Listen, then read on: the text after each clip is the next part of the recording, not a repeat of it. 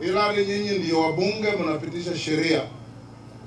I will advise and support you. We must bring equity in education in this country.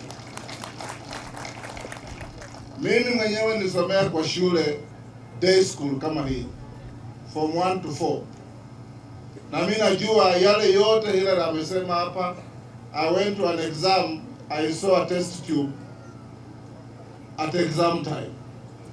Nilikuwa sijawahi kuiona na vitu zingine. But you have to compete with those who live with these things from childhood. So mkijaribu kuleta usawa kwa mambo ya bursaries, vile governor amesema, na mambo ya staffing ya walimu, huwezi kuchukua mtoto kutoka hapa umweke katika same desk na mtoto kutoka Lenana, kutoka Kamsinga, kutoka kule Alliance, na waambie now compete. They must be given a proper background for competition. Hiyo nakubali, na tutasaidiana kuleta uwiano na usawa katika elimu. Na hiyo ndio Rais William Ruto anakubaliana nayo. We must bring equity in this country to everybody.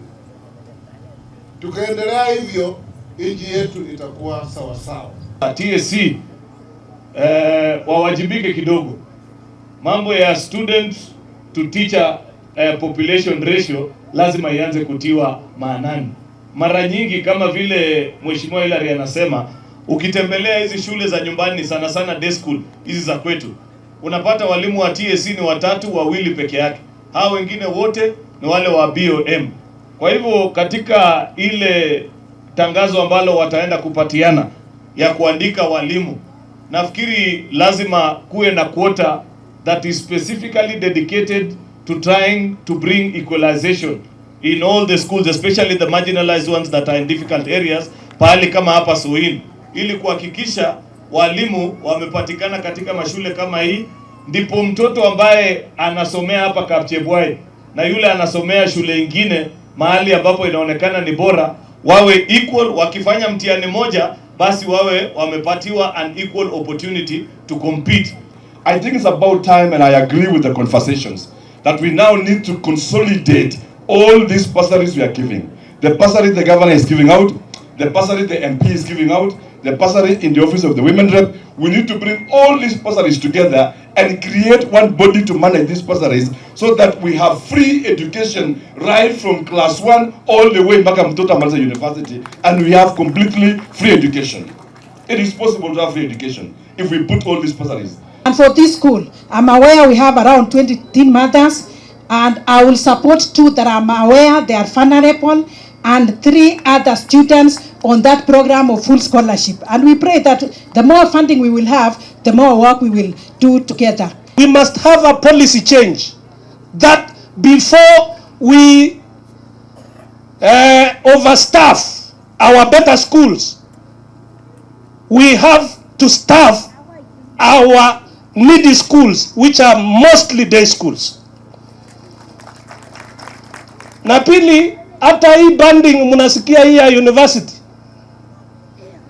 that banding iko sawa, lakini kwa sababu watoto wa day wale wakibahatika kutoka day school waende university, ikisemekana wewe umetoka day school, that system must automatically put you in band 1. Kwa sababu umekuwa maskini hapa nyumbani, umengangana hapa nyumbani, wazazi wamengangana, tukuja ati tusikie ati uko band 6.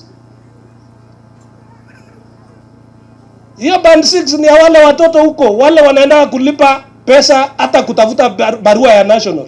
Na ninalenga kufanya secondary school free in the next 5 years.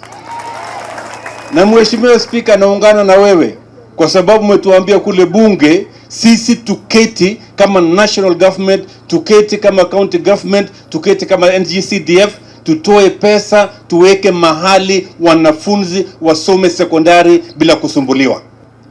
The other pillar is scholarships. We have in all we have 4 scholarships.